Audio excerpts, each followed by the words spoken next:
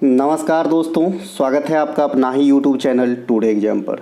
दोस्तों, जैसा कि आपको पता होगा कि मैं लास्ट के शिफ्ट के एनालिसिस नहीं करा पाता हूं अपनी व्यस्तता के कारण, तो अगले दिन मैं आपको करा देता हूं। तो कल 2 जुलाई था और कल 2 जुलाई को थर्ड और फोर्थ शिफ्ट में जो भी क्वेश्चन पूछे गए थे सभी 100% ओरिजिनल प्रश्नों के साथ साथ इम्पोर्टेंट एक्स्ट्रा फैक्ट दूंगा, जो आने वाले किसी भी एग्जाम में आपको कंप्यूटर स्क्रीन के अंदर दिखेगी। कल पहले शिफ्ट में मैंने क्वेश्चन बताया था कि भारत में भारतीय वायुसेना की पहली महिला जिसे अवार्ड मिला था दीपिका मिश्रा करके, और फोर्थ शिफ्ट में ये क्वेश्चन आ गया था। तो किसी भी बातों को स्किप ना करें, है ना। कुछ गुरुजी हैं जो गूगल के कॉपी पेस्ट करते हैं ना, क्या करते हैं, गूगल कॉपी पेस्ट। वहाँ पे ये भी लिखा रहते हैं कि कल परसों 2 पर्यटक आए, एक मर गए और वहाँ के संवाददाता पहुँच गया। अरे धोब, थोड़ा सा ये भी समझ लो भाई कि इसको भी थोड़ा हटा दे, ठीक है। और तुम पढ़ाने आए हो, एसएससी क्रैक कराना सिखाते हो और दूसरे को बताते हो क्या क्या क्वेश्चन आता है और कहाँ से आता है, नहीं आता है। मैं फिर बोलता हूँ, तुम जितना मेरी बुराई करोगे ना उतना ज़्यादा मैं निखर रहा हूँ। और ये मैं नहीं, बच्चों के बीच जब बच्चे हमारी दूसरे जगह बोलने लगे तो वही मेरा एडवर्टाइजमेंट है, ठीक है मेरे भाई। और ये रहा आपका ई बुक जहाँ से क्वेश्चन मैक्सिमम आता है। और मैं सिर्फ इसी एग्जाम में नहीं, मैं आपको एसएससी की सभी एग्जाम जो 2024 के 2025 में भी होंगे, है ना, मैक्सिमम क्वेश्चन इसी बुक से मिला के देता रहूँगा और आप लोगों को सफल बनाता रहूँगा। चलिए शुरू करते हैं आज का ये वीडियो।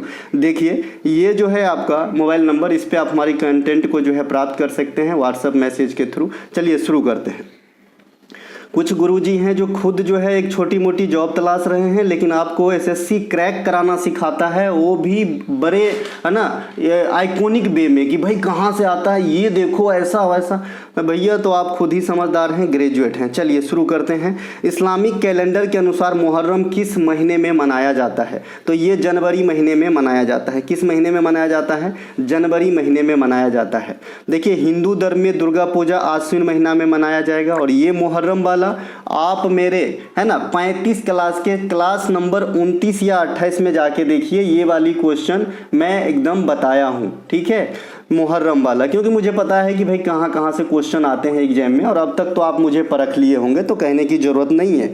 दिवाली का त्यौहार और छठ का त्यौहार ये दोनों कार्तिक महीने में मनाया जाता है, ठीक है। छठ का त्यौहार अगर आपसे कोई पूछे कितने दिन तक, तो 4 दिन तक। कौन से देवी देवता की पूजा होती है? तो आपका सूर्य भगवान की पूजा होती है ना। और ये कहाँ का है? तो ये बिहार का फेमस त्यौहार है। इसके अलावा होली का त्यौहार कौन महीना में? तो फागुन महीना में मनाया जाता है, अंतिम महीना में मनाया जाता है।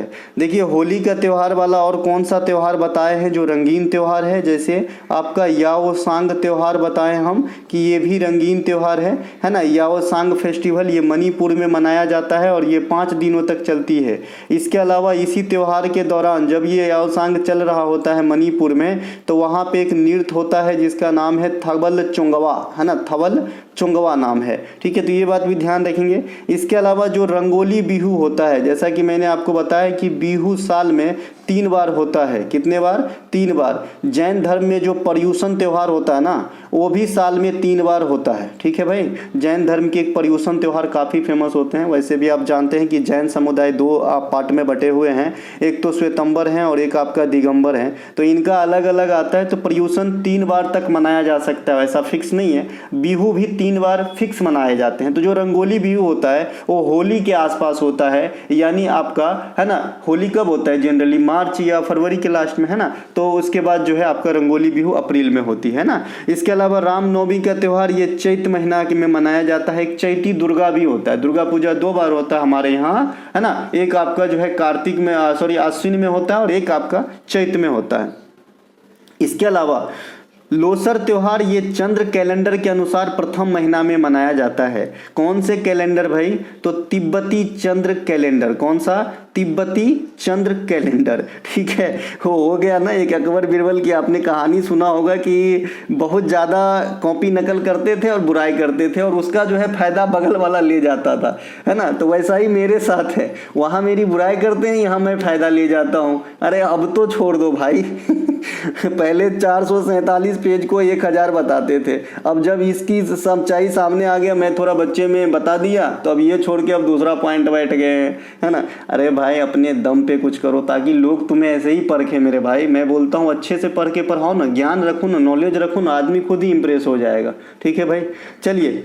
लोसांग या नामसूंग त्योहार, इसे जो है नानसूंग त्योहार भी कहते हैं लोसांग को, और ये कहाँ पे होता है? ये सिक्किम के अंदर होता है। लेकिन लोसार जो है ये वैरी करता है आंसर, ये लद्दाख में भी हो सकता है, हिमाचल प्रदेश में भी हो सकता है और अरुणाचल प्रदेश में भी हो सकता है। ये 3 जगह हो सकते हैं आपके, कौन सा? लोसर। लेकिन जो लोसांग है ये कहाँ पे होगा? सिक्किम के अंदर होगा। ठीक है, ये दोनों अलग अलग कैलेंडर के अनुसार चलते हैं। तो जो लोसर है वो तिब्बती चंद्र कैलेंडर के अनुसार प्रथम महीने के प्रथम दिन में मनाया जाता है, और जो लोसांग है, यहाँ लोसांग लिखा है, ये देखिए लोसांग लिखा है ना, इस प्रकार से लोसांग लिखा है। तो जो लोसांग है ये तिब्बती चंद्र कैलेंडर के 10वें महीने के 18वें दिन मनाया जाता है। तो इसे भी ध्यान रखेंगे। बाल के खाल निकालेगा क्वेश्चन कब? जब आप सीजीएल का एग्जाम देते हो, तो ये बात सब मेरा आपको एग्जाम हॉल में गूंजेगा। 25 दिसंबर को प्रति वर्ष ईसा मसीह के जन्मदिन पे आप क्रिसमस को सेलिब्रेट करते हैं। गुड फ्राइडे के तीसरे दिन हम कौन सा त्यौहार सेलिब्रेट करते हैं? ईस्टर का त्यौहार सेलिब्रेट करते हैं। ईस्टर का त्यौहार जो है ये हैप्पीनेस का त्यौहार है। वहीं पे आपका जो है ना, जो आपका गुड फ्राइडे है ये आपका सौरों का त्यौहार है, यानी दुख का त्यौहार है। ठीक है भाई, तो ये दोनों बात ध्यान रखेंगे। जैन धर्म के प्रमुख त्यौहार कौन सा है? पर्युषण, अभी बात किया था 1 सेकंड पहले।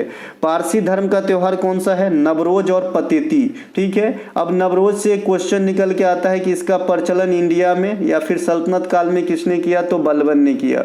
बलबन किस वंश के शासक थे? गुलाम वंश के। गुलाम वंश को और क्या कहा जाता है? एनटीपीसी 2016 में आए अधिकांश बच्चे दांत खसोर के आगे, इलवारी वंश कहा जाता है, या आप इसे ममलूक वंश भी कहते हो गुलाम वंश को, जिसकी स्थापना 1206 में कुतुबुद्दीन ऐबक ने किया था, और ऐबक को लाख वक्स भी कहा जाता है। ठीक है मेरे भाई, है ना। तो इस प्रकार से आपको भी लिंक करना आना चाहिए।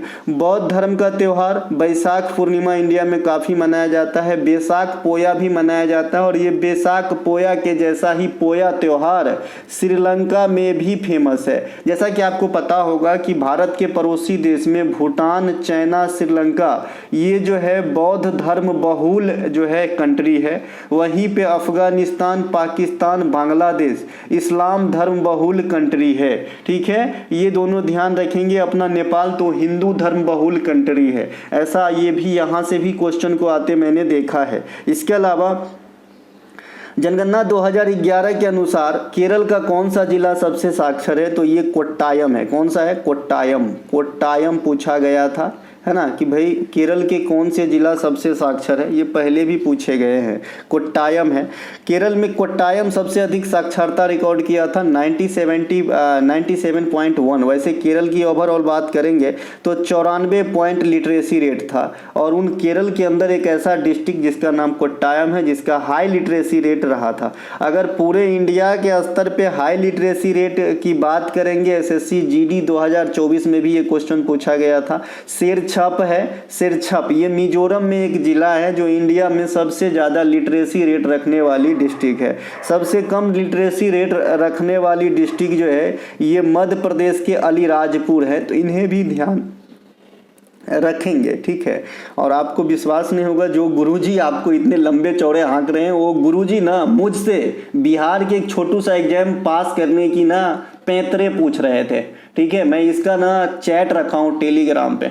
ठीक है मेरे भाई, तो जिस दिन ज़्यादा हुआ ना तो सिर्फ दिन पब्लिश कर दूंगा, और पूरे जो भी चल रहे हैं ना वो भी खत्म हो जाएंगे, है ना। अब बहुत बर्दाश्त से बाहर हो गया भाई, शांति के साथ मैं कर रहा हूँ, मैं तुम्हारा कुछ नहीं लेता हूँ ना, तो मेरा क्यों ऐसा कर रहे हो तुम, है ना। क्या क्या परेशानी है तुम्हें? ठीक है, बस यही कि भाई इंडिया में यही एक तो मानसिकता जो आदमी को पीछे ले जाता है कि अगर कोई अच्छा कर रहा है तो पहले टांग खींचो, और बहुत अच्छा कर लिए तो औकात ही नहीं है टांग खींचने का। ठीक है मेरे भाई, चलिए, तो ये केरल है। इसके अलावा सबसे कम साक्षरता दर बिहार का है, कितना है? 61.8%। तो ये बात भी आप ध्यान रखेंगे, बिहार का डायरेक्ट भी पूछा जाता है, और जो केरल का है ये भी ध्यान रखेंगे, डायरेक्ट भी पूछा जाता है बाय परसेंटेज। इसके अलावा भारत का सबसे कम साक्षर बता ही दिया था, सबसे कम साक्षर जिला अलीराजपुर है, ये एमपी में है। देखिए, देश में समग्र साक्षरता 74.04, पुरुष साक्षरता 82.14 और महिला साक्षरता 65-46% है। ठीक है मेरे भाई, इसके अलावा भारत में सबसे कम जनघनत्व अरुणाचल प्रदेश की देहांग घाटी की है। सबसे अधिक जनघनत्व वाला जो राज्य है ये बिहार है, ठीक है। और जो अरुणाचल प्रदेश में भी है ना सबसे कम जनसंख्या वाला जो जगह है वो है देहांग घाटी, तो इन्हें भी ध्यान रखेंगे, देवांग घाटी। इनके अलावा एक प्रश्न आपसे पूछा गया है कि मालदीव किस द्वीप के दक्षिण में स्थित है, तो ये आपका लक्षद्वीप कोरल है ना, लक्षद्वीप के दक्षिण में स्थित है। ये तो आप बाई सोच के भी कर सकते थे ऑप्शन से, क्योंकि अंडमान बंगाल की खाड़ी में आएगा, मालदीव इस साइड है तो वहाँ कहाँ जाएगा, ठीक है मेरे भाई। तो ऐसे भी आप मार सकते थे।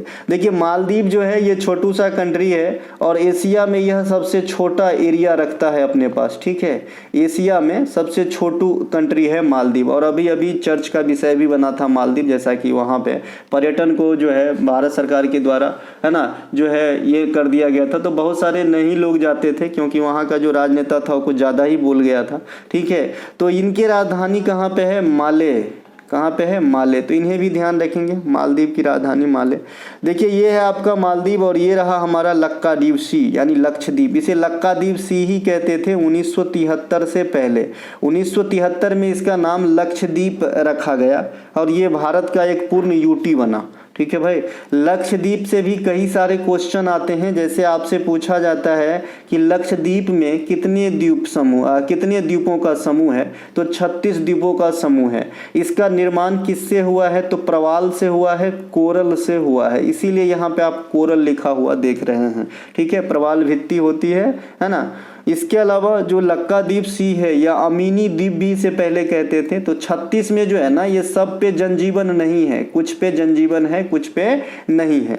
इनके अलावा जो लक्काद्वीप सी है यहाँ पे आपसे सबसे छोटा आइलैंड पूछता है तो ब्रीटा होगा, ब्रीटा आइलैंड। देखिए ब्रीटा डांस भी है, ब्रीटा जो है ये डांस भी है। ये कहाँ का डांस रहेगा, ब्रीटा और ग्रीडा ये दो अलग अलग डांस है। तो ब्रीटा जो है ये वेस्ट बंगाल का डांस है और इसी प्रकार से कंफ्यूजिंग पेयर में हमने आपको पढ़ाया है ग्रीडा डांस। देखिए दोस्त मेरे क्लास में ज्योग्राफी से आर्ट एंड कल्चर से हिस्ट्री में जा सकते हो, ठीक है, तो बर्दाश्त करना होगा।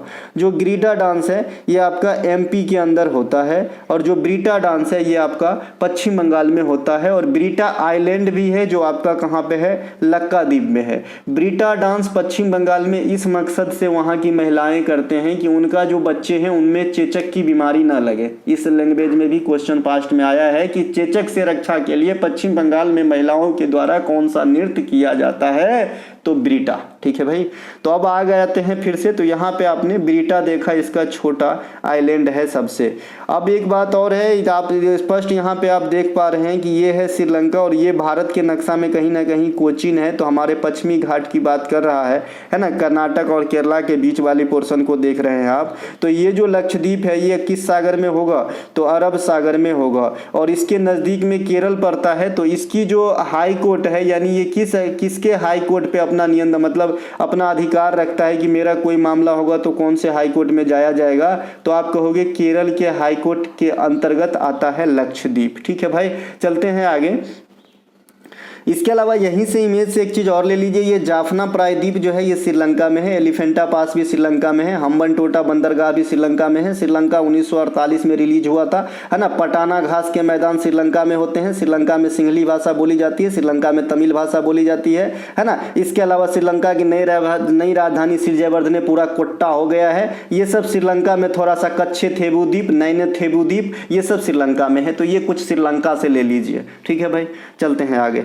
लक्षद्वीप बता दिए, इसके अलावा जो जो चीज़ यहाँ पे लिखा है लगभग बता दिया। मैं चलता हूँ आगे। ये देखिए सबसे छोटा द्वीप ब्रीटा द्वीप यहाँ से लिखेंगे और सबसे बड़ा द्वीप की बात करेंगे तो एंड्रोट द्वीप होता है। ये पहले भी बता चुका हूँ और अभी जो सबसे पहले एसएससी जेई का एग्जाम हुआ था वहाँ भी ये क्वेश्चन पूछा गया था, एंड्रोट द्वीप। और उससे 3 दिन पहले ही क्लास नंबर 9 में जहाँ पे हम 8 डिग्री 9 डिग्री 10 डिग्री को समझा रहे थे और अंडमान के साइडल पीक और बैरन द्वीप को समझा रहे थे, वहीं पे बता दिया था, ठीक है भाई। तो आप है ना जो है हमारी बात शायद अभी आपको जो है कम हवा में लगता होगा। मैं 1000 सिलेक्शन का प्रण लिया हूं कि 1000 सिलेक्शन कराऊंगा, उसके बाद सोचूंगा कि मुझे सार्वजनिक रूप से फील्ड में आना है कि नहीं। अभी 127 सिलेक्शन हो चुके हैं। जो बच्चे बताए हैं कि मैं फाइनली सिलेक्टेड हूं, इन 127 का रिकॉर्ड है मेरे पास, ठीक है। इनमें से अधिकांश हमारे व्हाट्सएप कंटेंट में मतलब कॉन्टेक्ट में है, जिससे बात भी होती है और ये आगे भी तैयारी कर रहे हैं, इसीलिए बात होती है, ठीक है। इसके अलावा जब थोड़ा सा और हो जाए कुछ तो मैं आऊँ सामने, नहीं तो अभी बोलूँगा तो लोग बोलेगा हवाबाजी कर रहा है। वैसे एक एक पेज करके आपने भी कई बार देखा होगा स्क्रीनशॉट से, ठीक है। लक्षद्वीप में जो है आपका जो दक्षिणी द्वीप है इसे मिनिकोय कहते हैं, ठीक है। अब जो है 8 डिग्री, 9 डिग्री और 10 डिग्री इनको विभाजन करने वाली जो आपका ये डिग्री, अच्छा ये डिग्री का नामकरण कैसे पड़ता है, कोई बच्चा जो बहुत ज़्यादा पढ़े लिखे हो बता सकते हैं, है ना। तो ये डिग्री जो है ना ये भूमध्य रेखा से तय हुआ है, ठीक है भाई। ये जो डिग्री है ये लगभग भूमध्य रेखा से इतनी दूरी पे पड़ता है, इसीलिए इनका नाम जो है लगभग रखा गया है, खास करके 8 डिग्री का, ठीक है। तो ध्यान रखेंगे जो 8 डिग्री चैनल है इसमें मैंने क्या बताया है कि इनके दोनों प्रथमाक्षरी सेम होता है, यानी मो होता है, यानी मालदीव से मिनिकोय, मोय मोय नहीं भाई, मो, है ना। तो मालदीव से मिनिकोय को अलग करते हैं 8 डिग्री चैनल। 9 डिग्री चैनल में दोनों प्रथमाक्षरी अलग होते हैं, लक्षद्वीप से मालदीव को अलग करते हैं। और 10 डिग्री चैनल में छोटका से बड़का, लिटल माने छोटा, आकार निकोबार को यहाँ बड़ा समझ लेंगे, तो लिटिल छोटका से बड़का 10 डिग्री, तो सबसे बड़का छोटका से बड़का को अलग करता है। 8 डिग्री के दोनों अंक सेम रहते हैं और 9 डिग्री के दोनों अंक अलग रहते हैं। फुटबॉल में किसी खिलाड़ी को पनिशमेंट स्वरूप बाहर निकालने के लिए कौन सा कार्ड का इशारा, कितनी बार बता चुका हूँ, हॉकी खेल में, फुटबॉल खेल में लगभग सेम कार्ड यूज होता है, लाल पीला, लेकिन जो फुटबॉल है वहाँ नीला भी यूज होता है ना। तो फिलहाल लाल और पीला काफ़ी प्रचलन में है हॉकी में, फुटबॉल में। लाल रंग का मतलब ही डेंजर होता है, इसीलिए जिन्होंने पहली बार प्रकीर्णन के आधार पे लाल रंग को खतरे की सिग्नल के लिए यूज किया होगा वो कोई छोटी मोटी हस्ती नहीं होंगे, क्योंकि आप जानते हैं कि जो रेड कलर है इसमें क्या होता है ना, इसका तरंग दैर्घ्य क्या होता है, अधिक होता है, तरंग दैर्घ्य क्या होता है, अधिक होता है। और जिसकी तरंग दैर्घ्य अधिक होगा उसमें क्या कम होगा, तो प्रकीर्णन कम होगा गुरुजी, ठीक है। प्रकीर्णन कम होगा, विचलन भी कह सकते हैं, ये भी कम होगा, या प्रसार कम होगा, सीधा सीधा बात में मतलब कम छितराएगा, ठीक है। कम छितराएगा तो आंख पे टू द पॉइंट अफेक्ट करेगा, है ना। तो ये जो है इसीलिए खतरे का सिग्नल लाल रंग से बनाया जाता है, ठीक है। तो लाल है डेंजर, इसी से आप ये अंदाजा लगा सकते हैं। रेड डाटा बुक, इसमें किसको नॉमिनेशन किया जाता है, मेरा नहीं, मैं तो अभी जी रहा हूँ। जो भाई लुप्त प्राय है, जो लुप्त संकट के कगार पे है, उसे रेड डाटा बुक में लिखा जाता है। एक भी बात फालतू नहीं कर रहा हूँ, कोई बच्चा बोर नहीं होगा भाई, सब एग्जाम में क्वेश्चन आता है रेड डाटा बुक में किसको नाम नोट किया जाता है, ठीक है।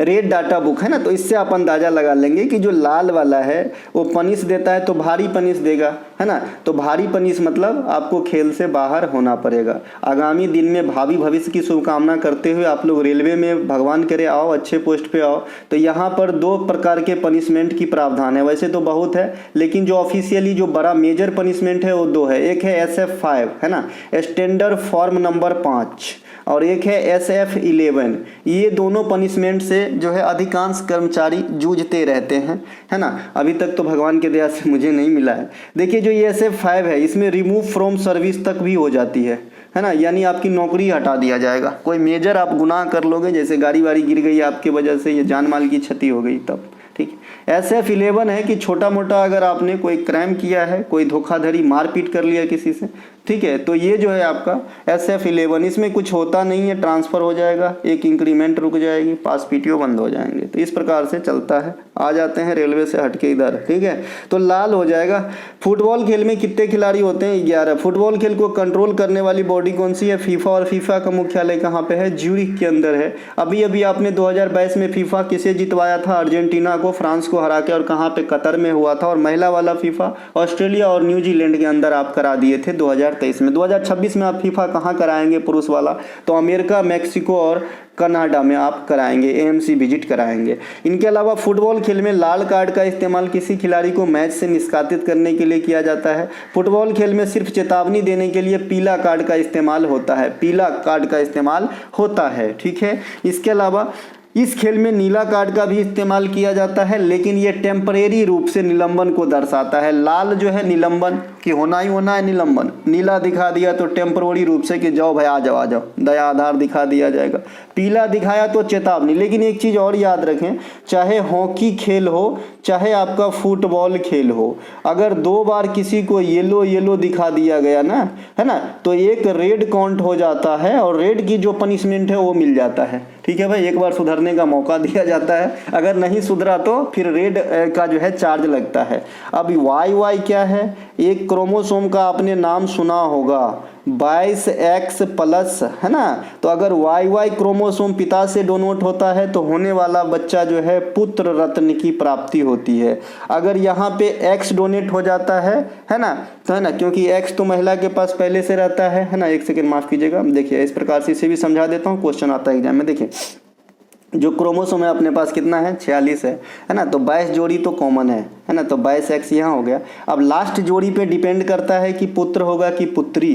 तो माता से फिक्स है X आएगा। पिता से अगर Y आया तो होने वाले बच्चा मेल होगा। अगर पिता से, है ना, पिता से भी X आया तो होने वाले बच्चा फीमेल होगी। ठीक है, तो ये मैं थोड़ा सा वहाँ चला गया था और कुछ नहीं। आइस हॉकी को जो है अगर पीला कार्ड आपको दिखा दिया गया है आइस हॉकी में तो आपको 5 मिनट के लिए निष्कासित होना पड़ेगा। फील्ड हॉकी में पीला कार्ड का मतलब सिर्फ चेतावनी ही होता है। अब आइस हॉकी में 6 खिलाड़ी होते हैं और फील्ड हॉकी में 11 खिलाड़ी होते हैं, ये बात आप जानते ही हैं। दोनों ही खेल में लाल कार्ड दिखाने का मतलब अस्थायी रूप से, परमानेंट रूप से खिलाड़ियों को निष्कासित कर दिया जाता है। वो डिपेंड करता है कि कितने मिनट आपको बाहर रखना है ना। परमानेंट कहने का मतलब नहीं कि पूरा खेले से बाहर हो गया, लेकिन एक लिमिट तय किया जाता है कि भाई तुम निकलो, लेकिन मिनिमम 5 मिनट का जुर्माना होगा अगर आपको ऐस हॉकी में, है ना, लाल कार्ड दिखा दिया गया, सॉरी पीला कार्ड दिखा गया तो। और फील्ड हॉकी में खाली जो है सूचना होता है या फिर चेतावनी होता है। राष्ट्रकूट के कृष्ण प्रथम के द्वारा किसे संरक्षण, कल भी या परसों बताए थे, ये एलोरा के मंदिर को। और ये मैं बताऊंगा तब नहीं, ये SPD किताब में 200 जगह होगा ये चीज बात, है ना। राष्ट्रकूट वंश के संस्थापक दंती दुर्गा है ना। राष्ट्रकूट वंश के अन्य शासन गोविंद तृतीय है, अमोघ वर्षा है, कृष्ण तृतीय, इंद्र तृतीय इत्यादि एग्जाम में पूछा जाता है। देखिए जो अच्छा करता है उसे सदा अच्छा बोलने चाहिए। मैं इतना दिन नहीं समझता था कि ये परमार SSC क्या है, लेकिन कल एक बच्चा बोले कि सर परमार SSC के जैसे आप भी पढ़ाते हो, तो मैंने भी उनको देखा। बहुत बड़ा चैनल है और गुरुजी बहुत अच्छे पढ़ाते हैं, ठीक है। तो जो अच्छा पढ़ाते हैं उन्हें सदा तारीफ करना चाहिए, बड़ाई करना चाहिए, है ना। तो मैं भाई सम्मान करता हूँ ऐसे टीचरों को जो बच्चे के लिए समर्पित है, लेकिन वैसे को नहीं जो बच्चे को कुछ भी बोल के, है ना। त्रिपक्षीय संघर्ष के मामले में पाल प्रतिहार और राष्ट्रकूट ने आपस में संघर्ष किया था, लेकिन इससे पूछा गया है क्वेश्चन कि ये किस मुद्दे पे संघर्ष किए। भाई लड़ने की कोई ना कोई वजह रहा होगा, तो कन्नौज के मामले पे, किस मामले पे, कन्नौज के मामले पे। कन्नौज जगह था ना, है ना, कन्नौज, जहाँ पर हर्षवर्धन का प्रारंभिक राजधानी कहाँ होता था, थानेश्वर, और सेकेंडरी राजधानी कन्नौज। तो वही वाला कन्नौज के लिए लड़ गए यह तीनों वंश। कौन कौन भाई, पाल, प्रतिहार और राष्ट्रकूट। पाल का संस्थापक गोपाल, प्रतिहार का नागभट्ट और राष्ट्रकूट का दंती दुर्गा। महाबलीपुरम की मंदिर को पल्लवों ने संरक्षण दिया था, ध्यान रखेंगे, ये क्वेश्चन कल सेकेंड शिफ्ट में आया था। बिरसा मुंडा इंटरनेशनल स्टेडियम कहाँ है, 100 दिन एकदम अर्थ स्पष्ट करके बताया हूँ कि खाली बिरसा मुंडा स्टेडियम कहेगा तो आपको झारखंड आंसर लगाना है। अब Birsa Munda hockey international stadium कहेगा तो राउरकेला जो है आंसर लगाना है। राउरकेला में 2023 में जो आपका, है ना, FIH men's hockey world cup हुआ था, जो विजेता जर्मनी रहा था, तो राउरकेला और कलिंगा में कराया गया था। तो कलिंगा भुवनेश्वर में है और बिरसा मुंडा जो है वो राउरकेला में है। राउरकेला में रेल इंजन भी बनते हैं। राउरकेला में सेकेंड पंचवर्षीय योजना के दौरान आपका, है ना, जर्मनी के सहयोग से फैक्ट्रियां भी लगाई गई थी। बिरसा मुंडा फुटबॉल स्टेडियम ये झारखंड में है और बिरसा मुंडा स्टेडियम भी खाली कहेगा तो भी रांची में है। जयपाल सिंह मुंडा स्टेडियम रांची में है, वही जयपाल सिंह मुंडा है जिनके कप्तानी में 1928 में एम्स्टर्डम ओलंपिक में भारत को हॉकी खेल के अंदर, है ना, जो है आपका क्या मिला था, गोल्ड मिला था पहली बार। तो इन्हें भी ध्यान रखेंगे। इनके अलावा इकाना स्टेडियम ये लखनऊ में स्थित है, इकाना स्टेडियम। कीनन स्टेडियम ये आपका जमशेदपुर में। अभी आपने एक मीम्स बहुत वायरल हुआ था, मैंने भी देखा था, केरन पोलार्ड जो है फील्ड में चले जाते हैं, वहाँ पे बोलते हैं रे पुलटवा ए कलुआ कालू। बहुत देखिए कितनी बुरी बात है, हंसी तो लगा था, लेकिन ऐसा नहीं करना चाहिए, ठीक है। इसके अलावा भारत का पहला स्वतंत्रता संग्राम कब हुआ था, 1887 में, है ना। आपसे पूछा गया था कि भारत का प्रथम स्वतंत्रता संग्राम, तो 100 दिन। और आप भी जानते हैं कि भारत का प्रथम सिपाही विद्रोह, है ना, 1857 के विद्रोह को ही कई बड़े बड़े राइटर ने माना है और कहा जाता है। उस समय जो आपका गवर्नर था ये कैनिंग था, जो आगे चलकर गवर्नर की पोस्ट से इनका जो है प्रमोशन हो गया वायसराय के पोस्ट में। यह विद्रोह की जो है आग की लपट, यह विद्रोह की लपट जो है 10 मई 1857 को जो है आपका उठा था मेरठ से, है ना, मेरठ से, बैरकपुर मेरठ, बैरहा सही है। 1857 के विद्रोह में प्रथम शहादत मंगल पांडे साहब को प्राप्त हुआ था। इस विद्रोह का प्रमुख कारण चर्बी वाला कारतूस था जिसे दांत से खींचना होता था एनफील्ड राइफल में। इसके अलावा इस विद्रोह में मुगल बादशाह बहादुर शाह जफर, जो अंतिम मुगल बादशाह भी हुए, बहादुर शाह जफर द्वितीय, और इंडिया में ये अंतिम मुगल बादशाह के साथ साथ जो है आपका इन्हें कैद करके कहाँ ले गए, तो बर्मा रंगून ले गए। कौन? अंग्रेज, क्योंकि इसमें हमारी हार हो गई थी। और हार का कारण भी आपके एग्जाम में पूछे जाते हैं, तो आप यहाँ पे कारण में क्या आंसर देते हो, है ना, कि भाई जो नेतृत्व था वो नेतृत्व, शक्तिशाली नेतृत्व के अभाव में, है ना, नेतृत्व या गुट के अभाव में, क्योंकि यहाँ पे हमने छिटफुट करके लड़ाई किया था, यहाँ से आप लड़िए, यहाँ से आप लड़िए, तो वहाँ पे क्या हो गया कि हमारा जो है ना, मजबूती नहीं मिल पाया हमें, और इसीलिए हमें इसमें हार का सामना करना पड़ा था। ठीक है। इस विद्रोह के बाद भारतीय शासन का जो बागडोर है ना, वो ईस्ट इंडिया कंपनी पहले हमारा जो है संभालता था भाई, कि ईस्ट इंडिया कंपनी जो है ये हमारा पहले संभालता था। अब जो है बागडोर, ब्रिटिशर्स ने सोचा कि भाई अब इतने बड़े पैमाने पे अगर विद्रोह ये लोग कर सकते हैं बिना हथियार, बिना अत्याधुनिक, उस समय हमारे पास कहाँ हथियार था, ठीक है, तो कर सकते हैं, तो कल होके हमारी भी सत्ता खत्म कर सकते हैं। तो इन्होंने क्या किया कि इंडिया की जो शासन व्यवस्था है वो ब्रिटेन की जो क्राउन है, जो राजा रानी, आज भी ब्रिटेन में राजा रानी होती है, तो उनके अंडर चला गया और वहाँ से हम शासित होने लगे।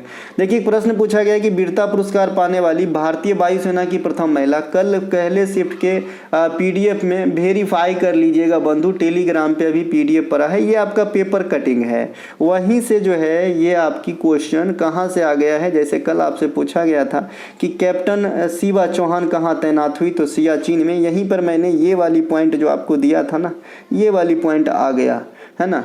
तो भाई आंसर तो मिला लोगे, लेकिन ये जहरीला फैक्ट सिर्फ मनोज देगा। ठीक है, तो आइए और भी देख लेते हैं थोड़ा सा, है ना। उत्तराखंड के प्रथम महिला मुख्य न्यायाधीश रितु बहरी, सीआईएसएफ की डीजी पहले महिला नीना सिंह, भारतीय ओलंपिक कमेटी की प्रथम महिला अध्यक्ष पीटी उषा, रेलवे बोर्ड के प्रथम महिला जया वर्मा, सेबी की माधवीपुरी, नौसेना की शिवांगी शर्मा, वीरता पदक जो है एयरफोर्स में दीपिका मिश्रा, सीएसएल की कलाई सेल्वी, क्या नाम है भाई, नल्ला थम्बी कलाई सेल्वी, भारतीय टेबल टेनिस की मेघना हलावत, ओएनजीसी के आपका अलका मित्तल हो जाएगा, लद्दाख में भारतीय सेवा की प्रथम महिला गीता राणा। चलते हैं आगे। अगला एक प्रश्न पूछा गया था गुग्गा डांस या फिर गुग्गा नवमी का त्यौहार, ये दोनों की दोनों बात जहाँ कहाँ पे, हरियाणा में होंगे। और ये रहा पेपर कटिंग अपने टॉपिक बैच में, जहाँ हरियाणा में आप जाएंगे तो यहाँ पे गुग्गा मिल जाएगा आपको।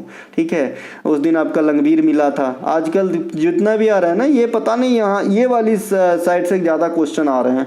ठीक है, तो ये आपका हरियाणा हो जाएगा। बाद बाकी आपने कई बार देखा होगा, मैं सीधे आगे चलता हूँ, आपको मैं ये भी दे दिया हूँ पीडीएफ, है ना। पीडीएफ जो है एनालिसिस का, हम जब तक जीवित हैं तब तक फ्री रहेगा। हम जो है, हमारा ये मानना है कि जो क्वेश्चन एग्जाम में आया और वही मैंने आपको दिखाया, जिसमें मेरा कोई एफर्ट नहीं लगा, कोई दिमाग नहीं लगा, कोई, है ना, ज़्यादा टाइम किल नहीं हुआ, तो मैं आपसे क्यों चार्ज करूं भाई।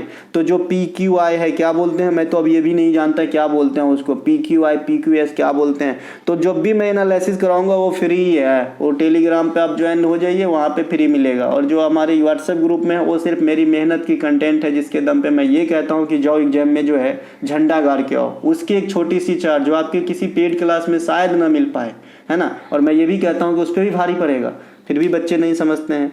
तो वही बात है ना, कि भाई माइकल फेल्प्स जब 8 गोल्ड जीता था, तो लोग जब पूछे कि भाई कैसे जीत गए, तो बोला आज जीत गया तो तुम पूछने आए। पिछले 4 सालों में मैंने 4 घंटे भी चैन से नहीं रहा, ये नहीं पूछा, है ना। तो वही बात है। एनडीपी नेट डोमेस्टिक प्रोडक्ट निकालने के लिए जीडीपी में से क्या घटाया जाता है, मूल्यह्रास को रिपीट किया गया क्वेश्चन है, हालांकि इस बार नहीं, पहले पूछा गया था, कई बार बताया हूं, है ना। देखिए सकल घरेलू उत्पाद, माफ कीजिएगा, शुद्ध घरेलू उत्पाद, नेट डोमेस्टिक प्रोडक्ट निकालने के लिए जीडीपी में से आप डिप्रिसिएशन को घटा देते हैं, मूल्यह्रास को घटा देते हैं। एक क्वेश्चन और बताया था, सबसे पहले तो जीडीपी क्या होता है, तो किसी भी देश या अर्थव्यवस्था के एक वार्षिक वर्ष में है ना, उत्पादित कुल सेवाओं या वस्तुओं का अंतिम मौद्रिक मूल्य। जैसे मैं कहीं पे सेवा दे रहा हूँ किसी भी सरकारी महकमे या खुद का ही काम कर रहा हूँ, तो जो सेवा है ना उनका भी कुछ ना कुछ मूल्य है ना, तो वो सब का जो कैलकुलेशन है वो जीडीपी है। भारत की एक वित्तीय वर्ष कब से कब, 1 अप्रैल से अगले साल की 31 मार्च तक चलेगी। ठीक है, GNP gross national product GDP plus X minus M होता है, और ये एक्स माइनस एम को मैंने 2 लाख बार आपको समझा चुका है कि यहाँ पे एक्स और एम क्या होता है। तो मैंने हमेशा एक ही एग्जाम्पल दिया है कि जॉन नाम का एक लड़का जो उड़ीसा के चिल्का झील में नाव चलाने का काम करता है या फिर गाइड करने का काम करता है, लेकिन ये है इंग्लैंड का।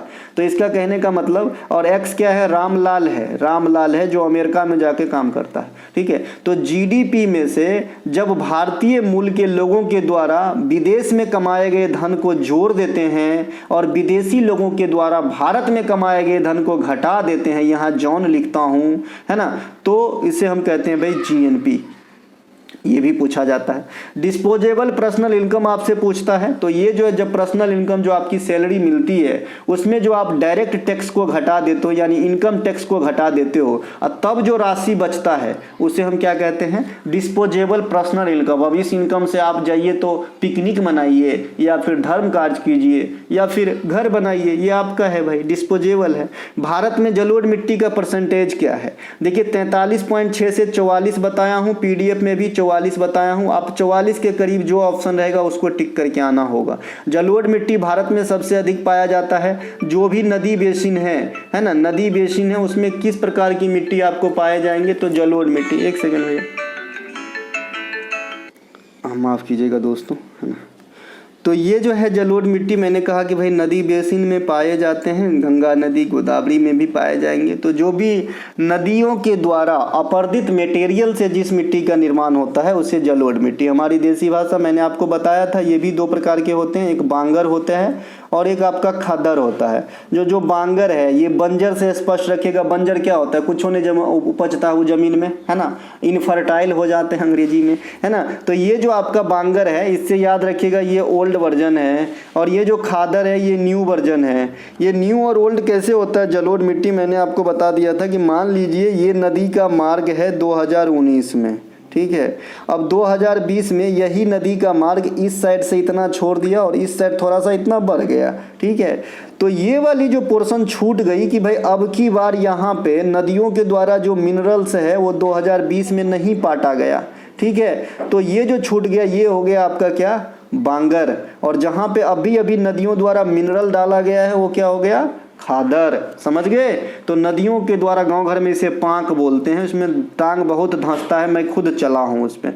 भारत में गंगा नदी का बेसिन सबसे बड़ी नदी बेसिन है। देखिए नदी बेसिन कहने का मतलब ये नहीं होता है कि ये नदी जो है किन किन राज्यों से जो है आपका बहता है। जैसे गंगा नदी को ले लें तो गंगोत्री हिमानी से निकलती है, अलकनंदा और भागीरथी देव प्रयाग में मिलने उत्तराखंड में गंगा बन जाती है। तो इसका मतलब नहीं कि गंगा नदी का बेसिन उत्तराखंड, यूपी, बिहार, पश्चिम बंगाल, है ना, झारखंड, है ना, इसके अलावा जो है आपका बांग्लादेश, इतना वो तो विदेश हो गया। तो इतना ही नहीं है, गंगा नदी की बेसिन में राजस्थान वगैरह भी आ जाएंगे। कहने का मतलब कि इनके जल स्रोत जो है कहाँ कहाँ से इसमें आता है, तो वो बेसिन कहलाता है ना। ये नहीं कि कहाँ से पार होती है उसे बेसिन नहीं कहते, ठीक है। इसके अलावा जो भारत में काली मिट्टी है ना, ये तीसरे सबसे अधिक पाए जाने वाली मिट्टी है, लगभग 16%। और काली मिट्टी का निर्माण कैसे होता है, तो जब ज्वालामुखी क्रिया होती है, ज्वालामुखी क्रिया कहने का मतलब मान लीजिए ये पृथ्वी है, इसके नीचे क्या रहता है, मैग्मा। ये क्या है, द्रवभूत मैग्मा है जो लिक्विड फॉर्म में रहता है, आग बबूला फॉर्म में रहता है।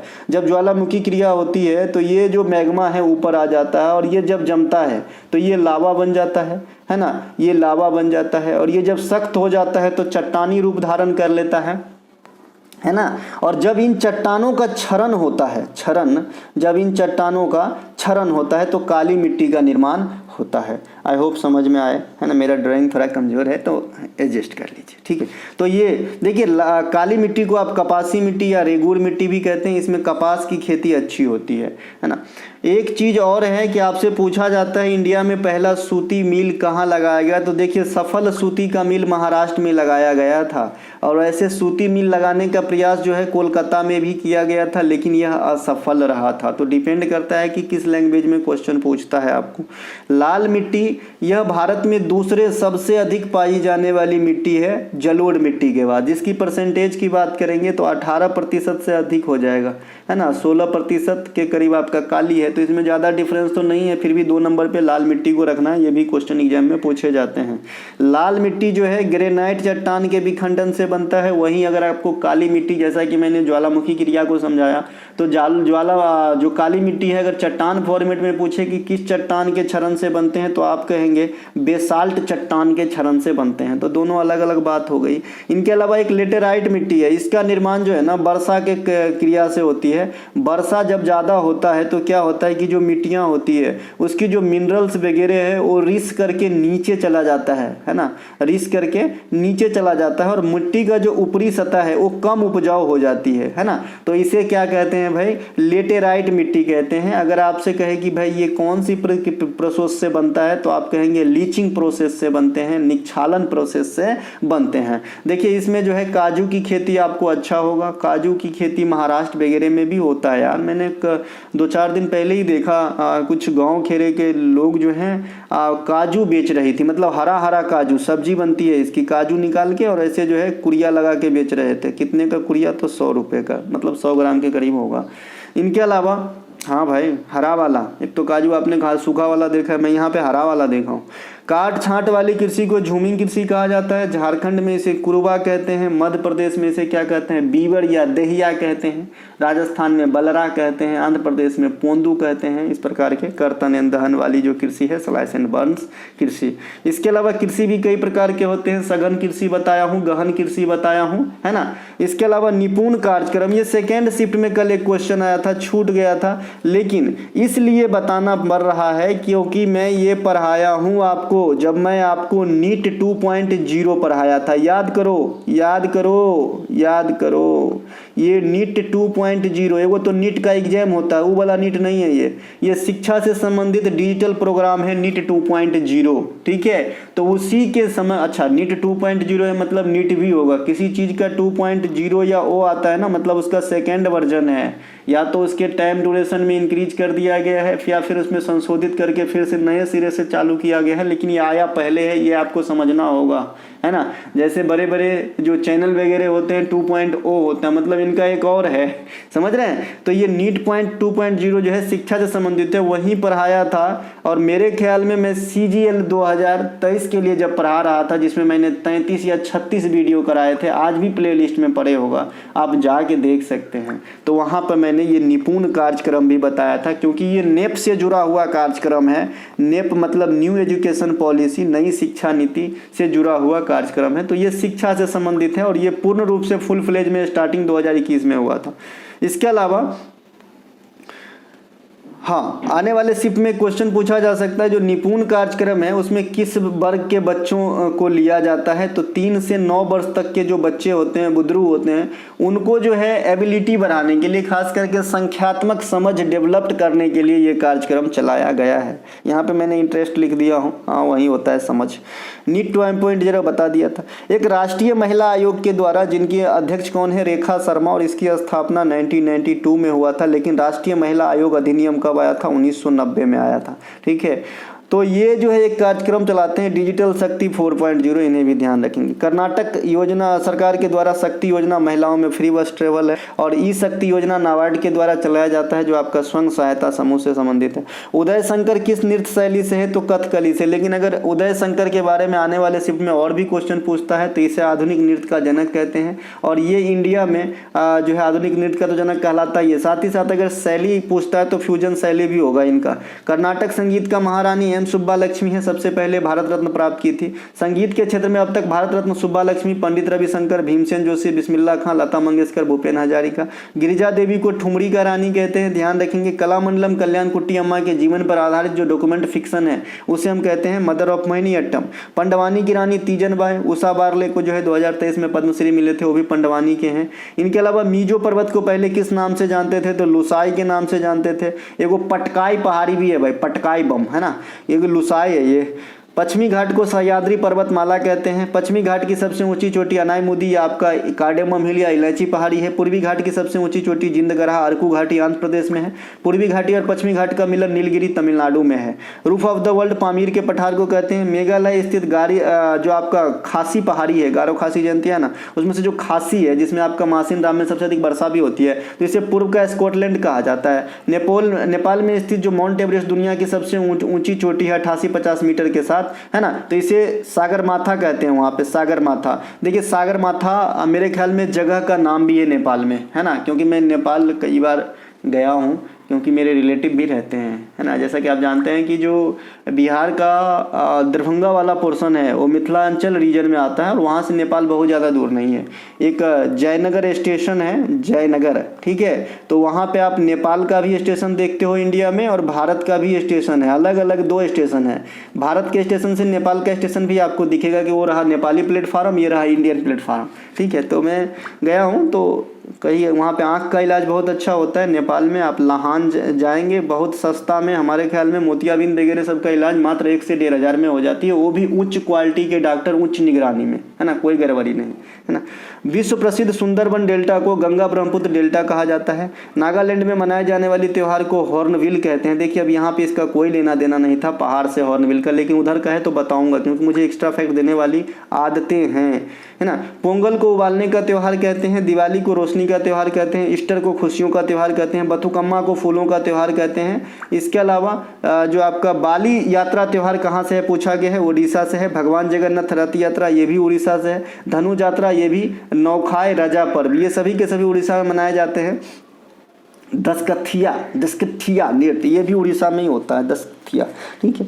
इसके अलावा उड़ीसा से यहाँ पे आप देख लेंगे, ये भी आपके पास पहले वाले PDF में गया ही होगा, यहाँ भी दशकथिया लिखा है। तो दलखाई, लोकनृत्य, डंडा नाच, बाघा नाच भी होगा, हाँ यहाँ लिखा है, ठीक है, किसावादी ये सब भी। तो ये जो है आपका उड़ीसा का है। बाद बाकी जो धनु यात्रा है इसे दुनिया का सबसे बड़ा ओपन थिएटर कहते हैं। भगवान जगन्नाथ के रथ यात्रा में छत्तीसगढ़ में भी रथ यात्रा निकाली जाती है उड़ीसा के जैसा। डोल यात्रा त्यौहार एक पश्चिम बंगाल में मनाया जाता है। पालकी उत्सव बरकरी समुदाय के द्वारा महाराष्ट्र में पंढरपुर के लिए यात्रा निकालते हैं। अनुच्छेद 51 का ई आपसे पूछा है, भाईचारा को बढ़ावा देना। 1 करोड़ बार बताया हूँ भाई, इसके इंटरनल पार्ट पढ़ ले काम आएगा, है ना। तो आज पूछ दिया ना, तो जो पढ़ा होगा तो 2.5 नंबर तो ले आएंगे ना, 2 नंबर खुद का और आधा नंबर कटने से बचने का, ठीक है, तो उसे 2.5 नंबर हम मानते हैं। तो ये वाला भाई में भाईचारा, है ना, ये सब बढ़ाने के लिए, सद्भावना बढ़ाने के लिए ई है। मैं कैसे याद करवा दिया हूँ भाई, पहला जो है झंडा, आदर्श गान, राष्ट्रीय गीत गान का सम्मान। दूसरा वो सभी वाक्यों को संजोना या आदर करना जो हमें देश प्रेम की भावना को जगाता है। तीसरा अखंडता, एकता और संप्रभुता की रक्षा करना।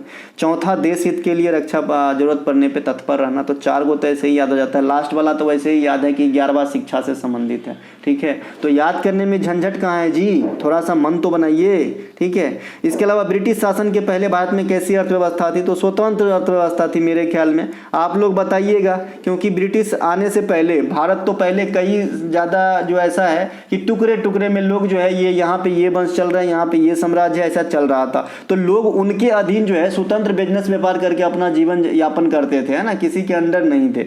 तो आप लोग बताइएगा कि इसमें ऑप्शन क्या क्या था, मिश्रित था, स्वतंत्र था, है ना, इसके अलावा प्राइवेट को क्या कह सकते हो वो हो सकता है, तो बताइएगा क्या था। इसके अलावा ईस्ट इंडिया कंपनी की स्थापना कब हुई थी, 1600 ईस्वी में। और ईस्ट इंडिया कंपनी को जो अधिकार पत्र कब प्राप्त हुआ था, 31 दिसंबर 1600 को। ये भी आपके एग्जाम में पूछा जाता है। एक क्वेश्चन 1856 या 1956 से आया है, क्लियर नहीं है। 1856 से अगर पूछा गया होगा तो विधवा पुनर्विवाह अधिनियम होगा, ठीक है। मौलिक कर्तव्य से क्वेश्चन आया कि निम्नलिखित में से कौन सा मौलिक कर्तव्य नहीं है, तो ऊपर में आपने व्याख्या देख ही लिया, 11 हो, है ना। मौलिक कर्तव्य बता ही दिए हैं। 42वां से आया संविधान संशोधन 76 से स्वर्ण समिति की अनुशंसा पे पहले 8 प्रकार के बताए थे, लेकिन 10 प्रकार के जोड़े गए और लास्ट में 11वां 2002 में 86वां संविधान संशोधन के द्वारा जोड़ा गया था, रूस के संविधान से लिया गया।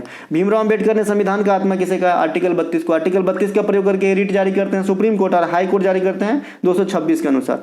एशियाई खेल 1951 में जो हुआ था उसमें कितने खेल शामिल थे, तो 11 खेल शामिल थे और ये स्टार्टिंग था एशियाई खेल का और दिल्ली से हुआ था। भारत में एशियाई खेल दूसरी बार 1982 में हुआ। प्रथम ओलंपिक में 14 देश ने भाग लिया था और प्रथम विश्व कप 1975 में 8 देशों ने भाग लिया था, जहां पे विजेता कौन रहा था भाई, तो वेस्ट इंडीज रहा था। अनुच्छेद 49 का संबंध डीपीएसपी से पूछा है, सार्वजनिक महत्व के स्थल प्रदान करना। एक बच्चा आर्टिकल 43 भी बोल रहे हैं, तो 43 अगर अगर बोलेंगे, है ना, 43 बोल रहे हैं, एक बच्चे 42 भी बोल रहे हैं यार, इसमें बहुत वेरी कर रहा है डीपीएसपी में, तो बताइएगा। या फिर हो सकता है कि ये सब ऑप्शन में था, क्वेश्चन समझ नहीं पाया होगा, ठीक है। तो 42 वगैरह में जो है प्रसूति सहायता है, इसके अलावा 39 का ये काफ़ी पूछता है, समान विधिक एवं निःशुल्क न्याय पूछता है ना। इनके अलावा महारानी लक्ष्मीबाई से कोई क्वेश्चन आया है। अब ये क्या क्वेश्चन है भगवान जाने। अब ये बच्चे ने 3 बच्चे से मिला जुला मैं यहाँ पे लिया हूँ, टूटा फूटा, हालांकि 3 क्वेश्चन बिल्कुल नहीं था, उसमें मैं जोड़ जाड़ के बनाया हूँ, लेकिन वो सही है कि गलत है, 3 क्वेश्चन इसमें ऐसा है जो मैंने अपने मन से जोड़ा हूँ इसको, क्योंकि आधा अधूरा ही लिखा है, आधा अधूरा ही लिखा है। एक तो गुग्गा गोंगा लिख दिया था, ठीक है, तो उसे मैं गुग्गा है भाई, तो बताइएगा कि सही है कि नहीं सही है। तो मिलेंगे अगले वीडियो में, तब तक के लिए जय हिंद, है ना।